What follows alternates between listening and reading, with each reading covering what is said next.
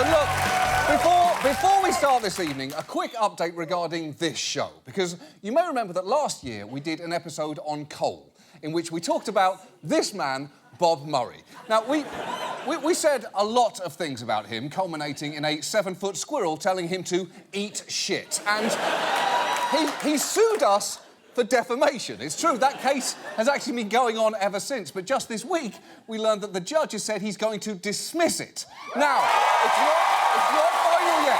It's not final yet. And I've been advised not to say much more for now, so I won't, because, as I think we know, now is not the time for victory laps. It's not a time for gloating. It's not a time for saying, hey, we won, and just rubbing it in the face of the person who lost over and over again. That time will come. Oh, it will come. And I promise that we will discuss this whole case as soon as we are able to. Until then, my furry friend, away! Away. He'll be back. I promise he will be back.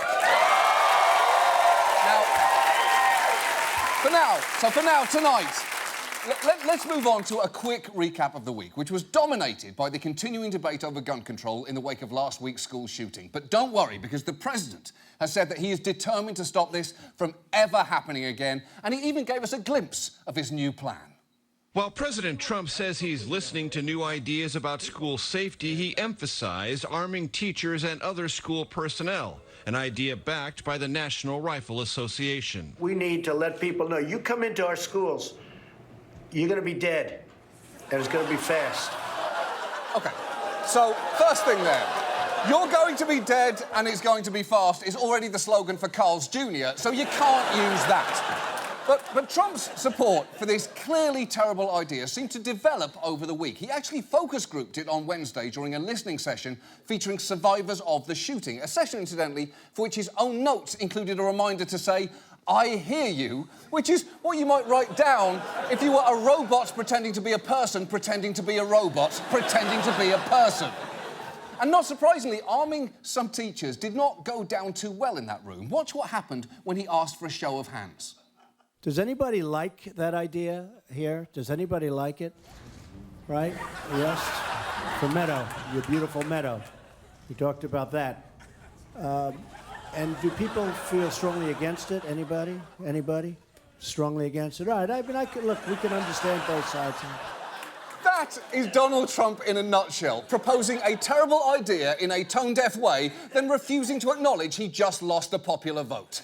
Now, there are clearly multiple issues with the idea of arming teachers, from the fact that it is not their job, to the fact that there was an armed deputy in Parkland and that didn't deter or stop the shooter. But even the logistics of this plan are pretty daunting.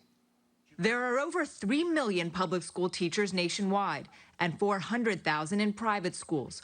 Arming 20% of them, as Mr. Trump suggested Thursday, would mean more than 700,000 people with guns in schools. Yeah. So it's no wonder the NRA likes this solution. It involves buying hundreds of thousands of guns, and that's their solution to everything. They probably deal with climate change by pointing a Glock at the ocean and daring that motherfucker to rise. And it's worth noting that one of the many key groups expressing doubts about this idea is teachers. This does not pass any common sense test whatsoever. The National Education Association said more guns in a school is not the solution. The problem is that very dangerous people have very easy access to very dangerous weapons. She's right, and she's using the patient, exasperated tone of a teacher explaining something to the dumbest student in her class, which, in a way, she is. Donald, your answer doesn't make sense. Also, we don't actually want less guns in schools. We want fewer guns in schools. Donald, focus, Donald. 1, 2, 3, all eyes on me.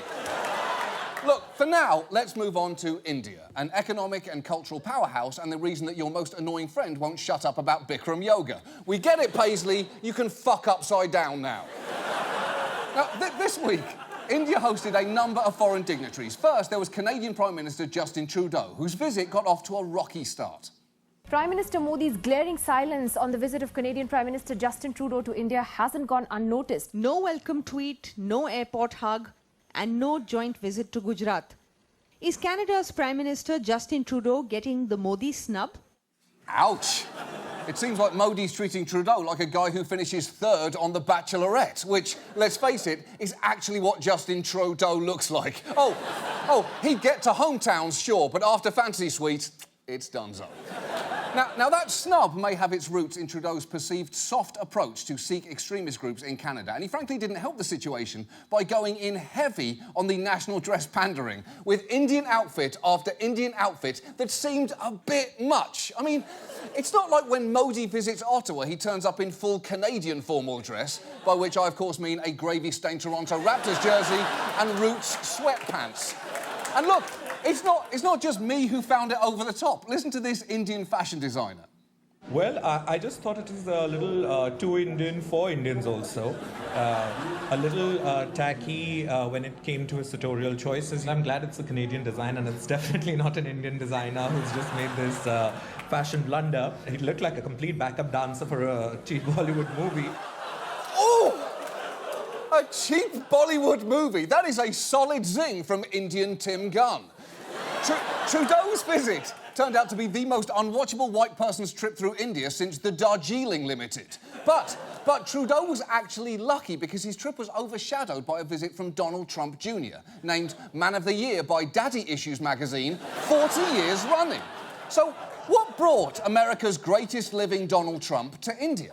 Was it a profound sense of wanderlust, or did perhaps a trash pile of shitty condos need unloading? I won't keep you in suspense. Don Jr. arriving today using the Trump brand to sell new luxury apartments. Newspaper ads in the country touting, Trump has arrived. Have you? OK, so first, Trump has arrived is unquestionably what Don Jr. says when he orgasms. He saves the have you for special occasions. And also, that is a pretty misleading ad, because when you say Trump has arrived, people naturally assume you mean the President of the United States, not Don Jr. It's like if Ed Sullivan went, ladies and gentlemen, the Beatles, and then the studio was just overrun with Beatles. That's not what people signed up for. And look, if you think that's harsh, even those present were a tad disappointed, with one real estate developer telling the Washington Post, ideally, we'd have preferred Ivanka. Which, yes, is understandable, but you're coming off a little ungrateful there, India. Just be thankful you didn't get Eric, OK? It could have been worse. Now, Don Jr.'s trip started off a little bumpy as well. He sat down with CNBC India for a softball interview in which he somehow managed to give the only wrong answer to the question, can you say one thing you like about India? I think there is something about the spirit of the Indian people that's unique here to other parts of the emerging world. You go through a town and and I don't mean to be glib about it, but you can see the poorest of the poor. And there's still a smile on a face. You say hello, it's a different spirit that you don't see in other parts of the world. OK, so look, condescending tone aside, I will just point out that even if the poorest of the poor were smiling at Don Jr., there's no way that they weren't also thinking, we would have preferred Ivanka. But the actual substantial problem with this trip was the ethical questions that it posed, in part because those who bought into those condos got offered conversation and dinner with Don Jr., which is fine for a private citizen, but it becomes problematic if he's perceived as representing the government. And while he insisted that he was just a private businessman doing private business things, one speech was originally titled Reshaping Indo-Pacific Ties, the New Era of Cooperation, which sure as shit sounds like foreign policy, and they must have realised that it was a problem because the title was later changed to Fireside Chat with Donald Trump Jr., Executive Vice President, the Trump Organization. Presumably, in between, it was billed as Big Boy Business with I'm Donald Trump too. Still, I will say this in Donald Jr.'s defence. It may be difficult for him to sell access to his father's inner circle because, as he revealed during that fireside chat, he doesn't seem to be anywhere near it. What are conversations at home like? Well, again, I think these days I see him so little that we don't actually talk politics. Now, when I think, hey, why don't I call him just to say hi, I think about the stuff that he's dealing with on a daily basis. When something goes on, in a country far, far away, and I don't even want to bother him. I feel it's almost trite to call him and just to say hello. Does that make any sense? It probably doesn't. No, you're right. It doesn't. At all. Because calling your dad just to say hello could never seem trite, because that's just not what the word trite means. In any shape or form. But I will say this, he can call his dad or not call him. It doesn't really make a difference, because after this week, if we've learned one thing about Donald Trump, it's that you could be sitting right in front of him and he could even tell you that he hears you, but that does not mean he's listening to a fucking word you're saying. And now, this. And now, the quiet pain of Rachel Ray. My first memory is of literally grilling my own thumb to my mom's griddle in the restaurant. Not a pleasant memory, but my first. Good thing I can't feel my fingers for the last few years. It's okay, I can't really feel most of my digits. Good thing I can't feel any of my fingers since the late 80s. I can't feel my fingers. I can't feel most of my fingers. I can't feel my fingers. This finger is so dead at parties, I bet people how long I can leave it in a flame. Oh, really? It's like a dead finger. It's like a dead finger. No sensation left, really. A little bit of salt in the sauce and over the shoulder for luck.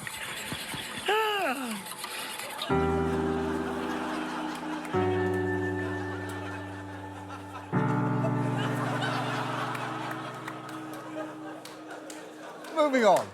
Our main story tonight concerns Italy, the country that gave us spaghetti, the Colosseum, and in a roundabout way, the guy who played Turtle. So, it's a rich tapestry, that's basically what I'm saying. Now, Italy is holding an election next Sunday to select a new parliament and eventually a new prime minister. And you're probably thinking at this point, I don't even know who Italy's current prime minister is. I assumed it was just a Vespa in a tank top. Well, don't be too hard on yourself. There has been a lot of them. This will actually be Italy's 65th government in just over 70 years. So at that rate, it's probably hard for Italians to remember who their leader is. For the record, it's this man. Also for the record, it's not that man. I just typed Italian man into a stock image site, and he is what came up. But this election is coming at a pivotal time for Italy, and the run-up to it has been toxic.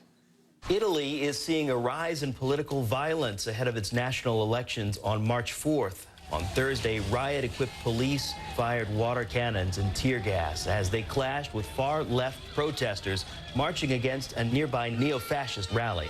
Over the past month, there have been a series of political-motivated stabbings and beatings in some Italian cities. It's true. Italy is in turmoil and is dabbling with fascism, and that should worry everyone. Because the last time they did that, they wound up with Mussolini, the, to put it nicely, Turner to Hitler's hooch. And sadly, the conditions are ripe for fascism to flourish there. Italy is Europe's third largest economy, yet its public debt is 130% of GDP. For context, that's second only to Greece. And the Bank of Greece is currently just a goat dancing around an open fire. Meanwhile, unemployment is high and politicians have been stoking anti-immigrant sentiments as more than 600,000 migrants have landed on Italian shores in the last 4 years. And on top of all of this, Italy is facing the same problem that has plagued American elections. Patrizio Nisirio is a senior editor at ANSA, Italy's leading news agency.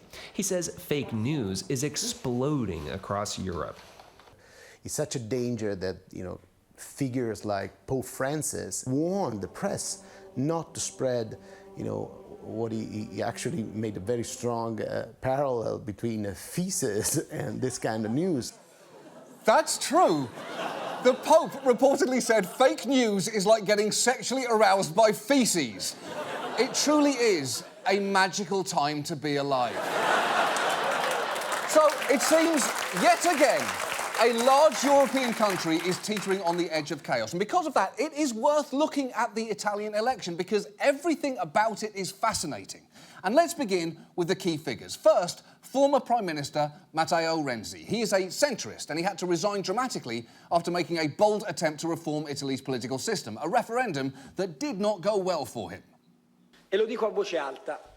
I lost, and I say it loud and clear, even if I have a lump in my throat. I wasn't able to win. Viva l'Italia, in bocca al lupo. Long live Italy, and good luck to all of us. Wow, that is ominous. That's like a pilot coming on over the loudspeaker and saying, well, folks, looks like old Captain Doug came up short this time. Anyway, sit back, relax, and good luck to all of us. And I would say that was Renzi's most humiliating defeat, but that honour really has to go to his actual appearance in the 90s on Italy's Wheel of Fortune. Vorrei dare la soluzione. Vorrei vedere. L'Antartide. montagne di ghiaccio e un mare di navi. Di navi? No. Un mare di navi. Ma che cosa c'entra? Beh, certo nell'Antartide vanno le navi. Boom! Boom! Look, it is not good when the host is joining in. Hey, I know my only job on this show is to move things along, but the people have spoken. Boo! Boo to you! Boo!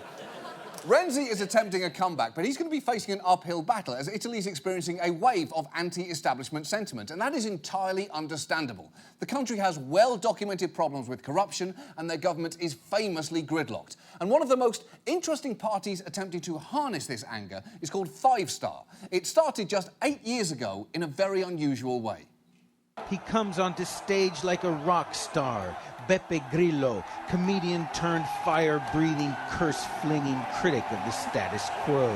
Grillo founded his so-called 5-star movement, first railing on his blog and more recently in piazzas across the country against sky-high taxes, Italy's legendary red tape, corrupt politicians, greedy businessmen and lazy bureaucrats.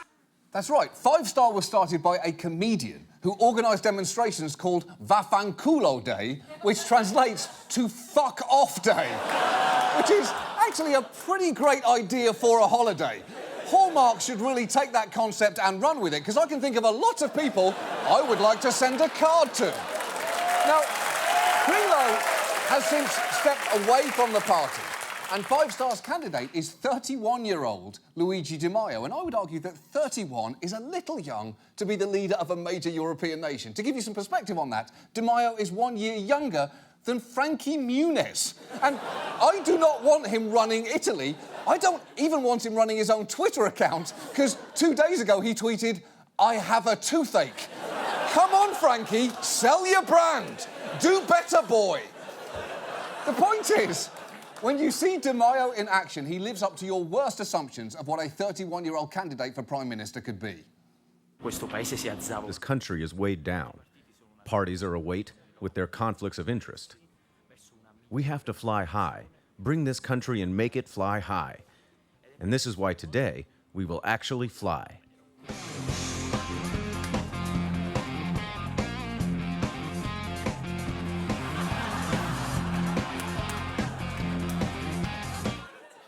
Cool. Although, to be honest, that's not really flying, is it? To be accurate, he should have said the country is weighed down with conflicts of interest, so we have to make Italy pathetically hover 20 feet off the ground while spinning in circles and gripping an attendant's hand. And while there is a lot to like about some of 5 Star's policies, there is also a lot to be concerned about, because while they are against a lot of things, it is much less clear what they're actually for. And in recent months, they've shown an ugly side, taking an increasingly hardline stance regarding immigration, with Di Maio criticising some rescue efforts in the Mediterranean as sea taxi services that must end. In addition, some party members have engaged in vaccine scepticism, and Di Maio recently proposed rolling back mandatory vaccinations for children, which is pretty dangerous considering Italy saw nearly 5,000 cases of measles, including 4 deaths, just last year. And that should not be happening in this day and age. It's like hearing 4 people were trampled to death in line at a Blockbuster video. How did that happen? We're supposed to have collectively moved past that by now. Now, next, there is the League. It's a far-right party led by Matteo Salvini, who, incredibly, like Renzi, also appeared on an Italian game show. Not just as a 12-year-old child, but also later again when he was 20, answering trivia questions and racing around with boxes on his feet. And I do hope that you enjoyed those clips, because that is as likeable as Salvini gets. He has grown up into a truly poisonous politician. He compared the female Speaker of the House to an inflatable sex doll. He's taken a hard line on immigration, saying out-of-control immigration leads to drug dealing, rape, theft and violence. And he has trafficked in some pretty alarming rhetoric. There's a need for a mass cleaning, even in Italy, from one street to the next, from one neighborhood to the next, town square to town square, with strong methods if necessary. Wow. A mass cleaning with strong methods. he sounds like a fascist Mary Poppins. So, basically, Mary Poppins. And the frightening thing is, not all Italian voters are concerned by Salvini. One told the New York Times, "I like him because he puts Italians first, and I guess he's a fascist too. What can you do?" To which the obvious answer is, don't vote for him. That's literally the only thing you should do. And if you're thinking at this point, wait, I think I know someone who might really hit it off with this guy. Well, don't worry. Of course they've met. Of course they have. Oh, I'm sorry, you thought maybe Trump would not pop up in this story? Think again. He is truly the Forrest Gump of human misery. But this is true. Salvini met with Trump during the 2016 campaign, and Trump reportedly told Salvini that he hoped he would become Prime Minister of Italy soon. And I hope, sincerely, that that does not happen, because Salvini's tone has attracted some nasty followers. Just look at what happened earlier this month. A far-right supporter in central Italy is accused of opening fire on African migrants on Saturday, wounding 6 of them. After the shooting, he drove in front of a war monument and made a fascist salute wearing what looked like an Italian flag.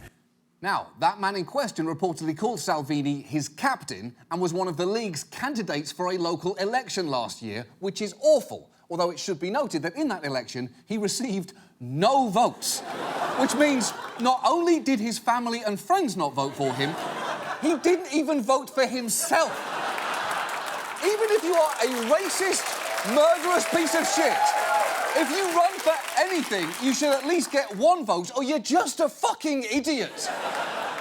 So in the midst of economic uncertainty, fake news and race baiting, it is clear that what Italy needs is someone to step up and lead them out of trouble. I'm talking about a bold new voice, a fresh leader of tomorrow. So please, show us, Italy, who shall be your knight in shining armour? Forza Italia, forza di libertà. Many thought he was politically finished. Done. But Silvio Berlusconi, Italy's 4-time Prime Minister, is making a comeback. Oh, it's true. He's back. Silvio Berlusconi... Sorry, that's HPV. Silvio Berlusconi... Sorry, that's just a condom filled with marinara sauce. Silvio Berlusconi has returned. And the most recent polls actually had his coalition in the lead. So if Italy is seriously considering taking Berlusconi back, it is worth the rest of us brushing up on him, because he is one of history's most ludicrous humans. His ego is legendary. He once claimed, "My greatness is without question, my human substance, my history, other people dream to have." And in the years that Berlusconi was in power, he built a quasi-cult of personality around himself, perhaps best exemplified by this campaign song from 2008. C'è un grande sogno che vive in noi, siamo la gente della libertà, Presidente siamo con te, meno male che Silvio c'è.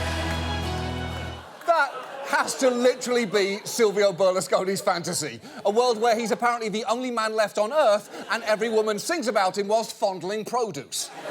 Now, obviously, what most people know about Berlusconi can be summed up in 2 words. The word bunga twice. He famously hosted sex parties which allegedly featured scores of orgies and female guests dressed up as nuns, nurses, and even Barack Obama, which is both deeply weird and somehow deeply progressive. Silvio Berlusconi would like to explore a mixed-race, quasi-homosexual experience. Good on you, pig monster.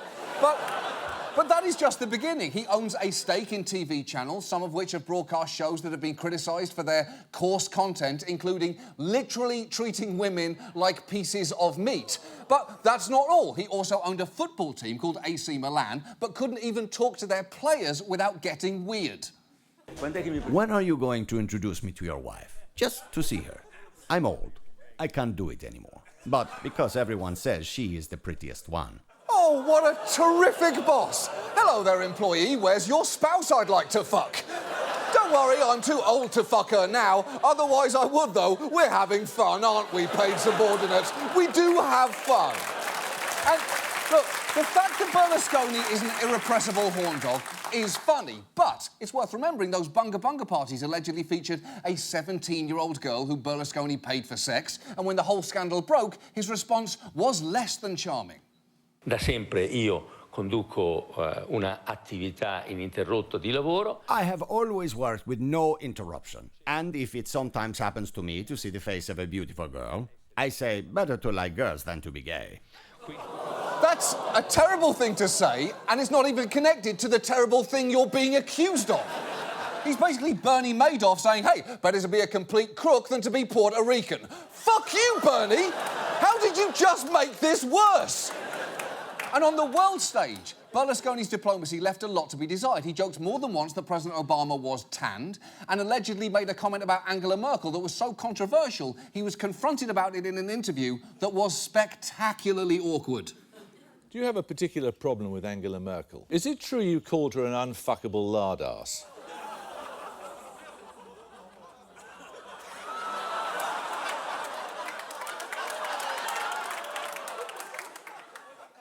Non arriverei, io non ho mai. I would never come. I have never excuse me. I have never in 20 years of politics insulted anybody ever. Oh, please. Please, Silvio, your words say no, but your face, silence, and history of human interaction say si. Si. And by the way, someone who looks like this should never say a thing about anyone else's physical appearance. He looks like what would happen if a smoked brisket fucked Andy Garcia. Now, Berlusconi's closest friend on the world stage is, unsurprisingly, Vladimir Putin.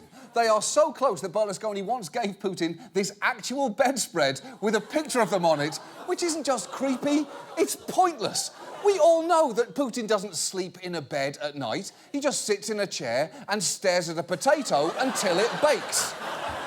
And if you think having a bedspread made of you and your friend is childish, that's because Berlusconi is nothing if he is not a gigantic child. He even had a remote-controlled volcano built at his house, featuring everything from fire to artificial earth tremors. This thing was apparently extremely realistic because at one point Berlusconi's neighbours were so alarmed by the belching flames they called the fire brigade. And I would love to show you a photo of it, but amazingly, we can't find one anywhere, which is insane. Because it's not like there aren't hundreds of ludicrous photos involving Berlusconi. Here is one of him receiving a rifle from Gaddafi. Here is one of him and Putin wearing matching furry hats. And here is one of him dressed like Pitbull at a slumber party. The point is, a photo of a belching in-home volcano wouldn't even be in his top 3 weirdest photos. But what is even more amazing about Berlusconi's comeback is Italy was done with him.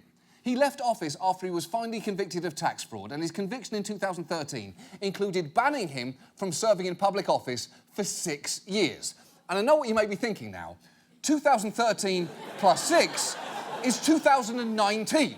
And we did crunch the numbers on that all week, and it turns out it is a year from now. So Berlusconi is still banned, and yet he's been going on a charm offensive with videos online of him either snuggling adorably with a baby lamb or, because it's Berlusconi, getting to second base with an inappropriately young sheep.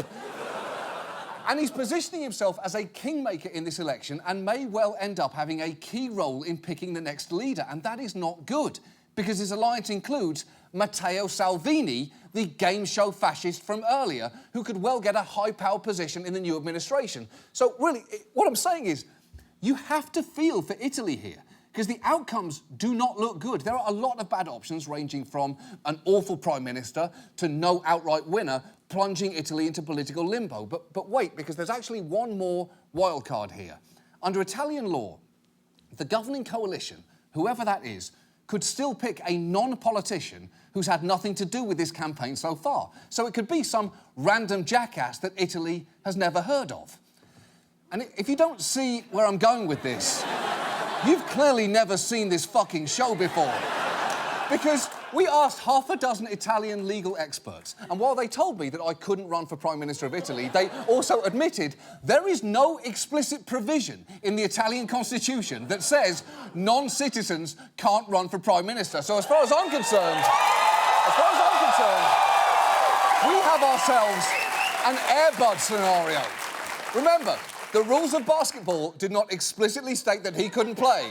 Next thing you know, the dog's dunking. Well, I am that dog, Italy, so alley-oop, motherfuckers. Because I would like to argue that I'd make just as good a leader as many of your political figures. You got a party started by a comedian. Technically, I'm one of those. You like politicians who appear on TV with animals? Please, it's like Jumanji up in here. Someone bring me my Lambo. Bring me my Lambo immediately. Hello there, buddy. Look at that, see?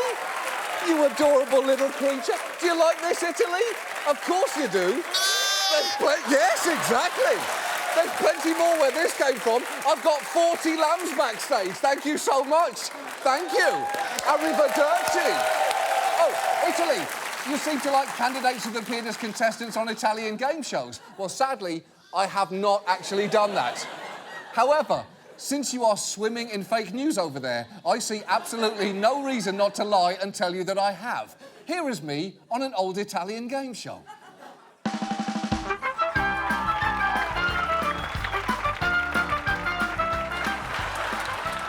Vorrei dare la soluzione. Pasta primavera! Pasta primavera! No, no, no, no, no, no! Pasta primavera! Stupido inglese! Sì, davvero! Mischiate questo stupido cagnocchiato! Basta! Stupido!